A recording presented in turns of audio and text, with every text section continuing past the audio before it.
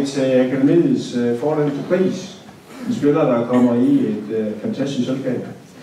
Årets akademispiller 2016 er kendetegnet ved at være meget vældig blandt sine holdkammerater. Klog spiller, taktisk dygtig, god til at læse spillet og placere sig godt på banen, kan spille flere pladser på holdet, har både offensive og defensive kvaliteter, fysisk stærk og god i duelspillet, spiller med stor energi og power, har stor gennembrudssigtighed, har store lederegenskaber og allerede en kultur at være både på 19, og vi er helt sikre på, at han også bliver det i Superligaen og i hans fremtidige karriere. Han har indtil videre lynhurtigt adopteret et højere niveau, når han er blevet udfordret.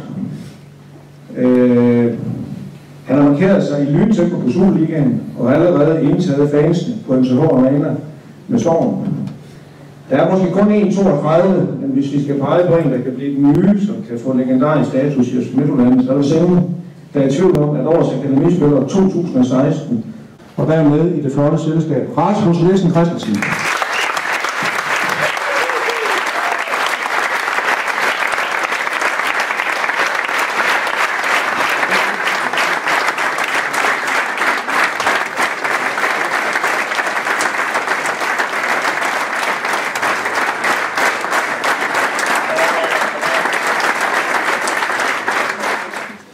Jeg vil gerne sige tusind mange gange tak for den her pris. Det betyder sindssygt meget for mig.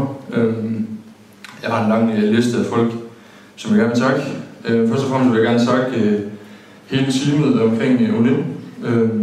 Tusind tak til Kent, og tusind tak til Søren Bjerg, som ligesom dem, der har været tættest på mig i det her udviklingsforløb.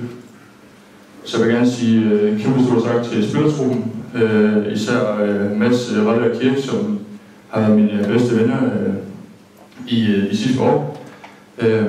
Og så vil jeg gerne sige tusind mange gange tak, ligesom Moskva, også til hele Organisationen 97, fordi jeg som er med til at gøre hinanden bedre, og jeg er sikker på, at uden jer, så havde jeg ikke stået her i dag. Så tusind mange gange tak.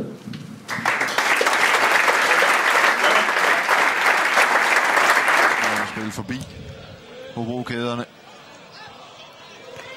Og det er godt taget med det her. Rasmus Nielsen snyder fuldstændig. Tjørnelund kommer tæt på mål. Nielsen! Kanonkasse af Rasmus Nielsen!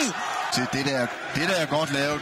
Og så kigger han op, der er ikke rigtig nogen indenfor. Den sparker bare selv op i hjørnet. Fantastisk mål. En klassekasse. Ja, det må man da godt nok sige. Bud på månedens mål, absolut. Og så kan han løbe direkte.